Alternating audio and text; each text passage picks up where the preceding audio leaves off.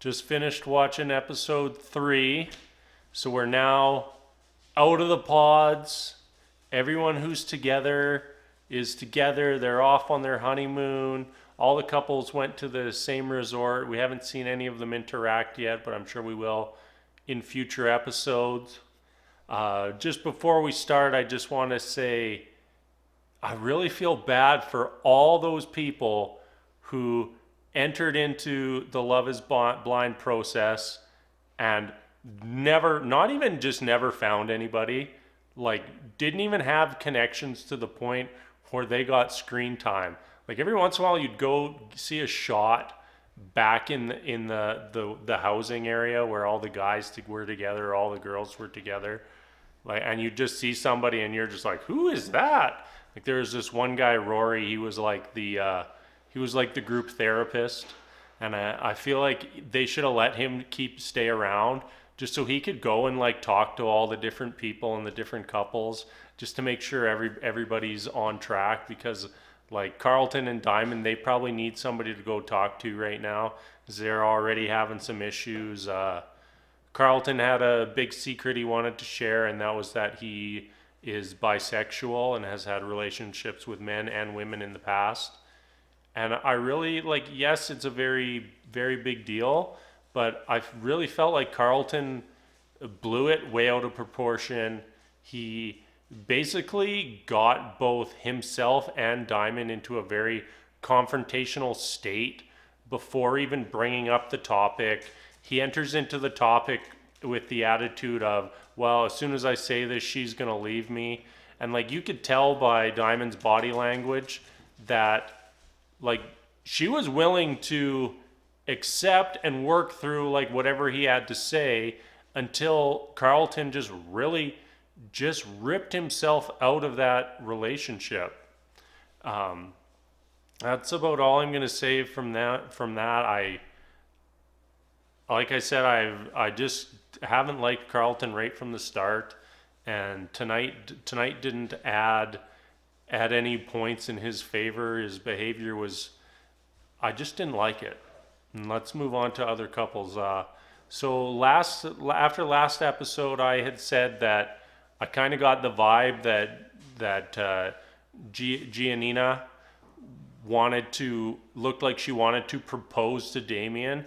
And then of course this episode starts today, and we ended with the cliffhanger of Damien proposing to her and her looking like she was disappointed. And it turns out she was disappointed because she did want to propose to him, and we see her get down on one knee.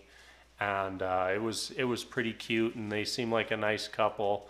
She seems like she's very thirsty right out of the gate, so hopefully that won't be a roadblock for anything. Oh, and you can probably hear I got some puppies walking through the shot right now. They're too interested in sniffing stuff, otherwise they'd probably come over and share their thoughts too. We got to see some more of my favorite couple, Cameron and Lauren. Really looked like Cameron really wanted to jump Lauren's bones, and he really has a lot of neck. That's about all I have to say about them for today. They're still my favorite. I love watching both of them on the screen. They just seem like two genuinely nice people, and out of all the couples, that's who I'm rooting for the most to make it to the end. So we had two more proposals this episode. Mark proposed to Jessica. She said yes. Since Jessica wavered about Barnett, I don't have full confidence in them making it. They seemed pretty good when they had their initial meeting, but then at the start of their honeymoon, I really got the impression that Jessica was still holding herself back a little bit. She very clearly says like, I don't think we should have sex. I think we should wait to have sex.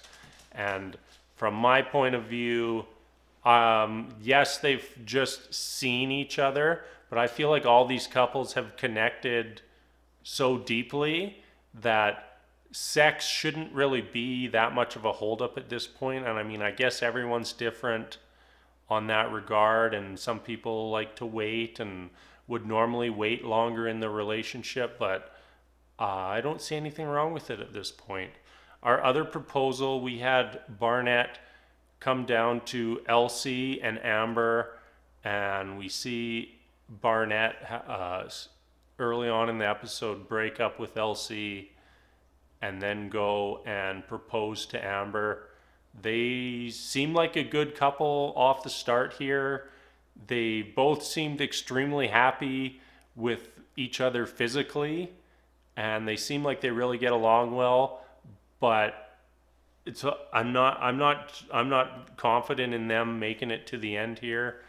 They almost seem like they're too silly together, and I don't know if that should be a knock or not, but that's just my thoughts on it. And who else did I miss? We saw Kenny and Kelly again.